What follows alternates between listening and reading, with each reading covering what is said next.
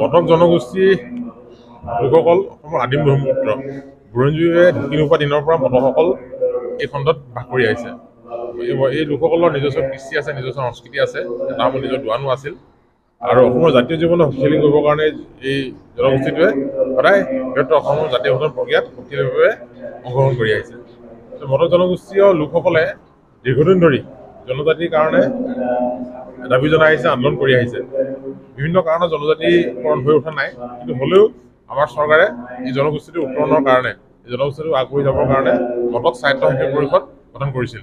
আজি ৪ৰ্থ বৰ্ষপূৰ্তি, এই বৰ্ষপূৰ্তি অনুষ্ঠানত অংশগ্ৰহণ কৰিবলৈ আহিলোঁ। মই সকলোকে শুভেচ্ছা জনাইছোঁ। সকলোলৈ অসম ৰাইজৰ সমূহ ৰাইজলৈ শুভেচ্ছা জ্ঞাপন কৰিছোঁ আৰু লগতে সেৱা বিচাৰি আশীৰ্বাদ বিচাৰিছোঁ।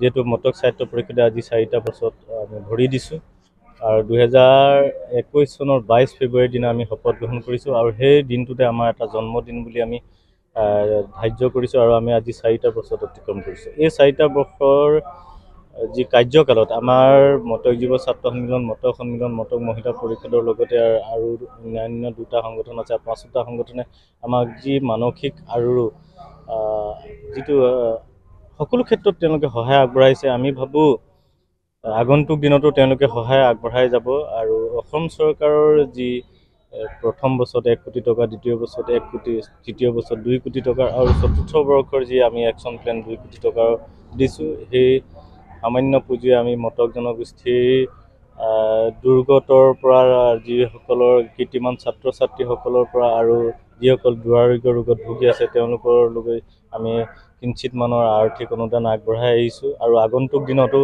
আমি সেই বিগত দিনৰ বছৰৰ দৰে যি আৰ্থিক অনুদান বা ৰোগীসকলৰ যি কেঞ্চাৰ ৰোগৰ পৰা বিভিন্ন হাৰ্ট এটেক বা কিডনি ডায়েলিচিছ এই ৰোগৰ ৰোগীসকলক আমি আৰ্থিক অনুদান আগবঢ়াম আৰু কীৰ্তিমান যি HSLCত সুখ্যাতিৰে উত্তীৰ্ণ হোৱা ছাত্ৰ ছাত্ৰীসকলক আমি এককালীন আমি সাহাৰ্য 5,000 টকাকৈ আগবঢ়াই বঢ়াওঁ আৰু এই 4ৰ্থ বাৰলৈ আমি যদি চৰকাৰৰ পইচা টাইমত আহে, ধন টাইমত আহে, আমি আগবঢ়াম।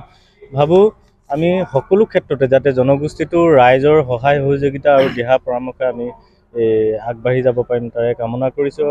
আৰু আমি আমাৰ যি এতিয়া চেঞ্চাছ আৰু বিভিন্ন প্ৰক্ৰিয়াৰ কাম আমি আধৰুৱা হৈ আছে, আমি চৰকাৰৰ আহ্বান জনাইছোঁ বা আমি আমাৰ যি অঞ্চলত অনুষ্ঠিত অন্যান্য জাতি জনগোষ্ঠীসকলকো আমি এটা আহ্বান আৰু অনুৰোধ জনাইছোঁ যাতে মটক সাহিত্য পৰিষদৰ যি গণ্ডীৰ ভিতৰত থাকিলে তেওঁলোকৰ মাজত তেওঁলোকৰ কোনো শংকা বা তেওঁলোকৰ কোনো ভয় খাব লগা নহয়। গতিকে আমি কেৱল মটক সাহিত্য পৰিষদ বুলি ক'লে মটক জনগোষ্ঠীৰ উন্নয়নে নুবুজায়, বিভিন্ন জাতি জনগোষ্ঠীৰ যি আমি সমন্বয় বা সম্প্ৰীতিয়ে থাকোঁ সেই অঞ্চলৰ সমূহ ৰাইজৰ উন্নয়নকে বুজায়।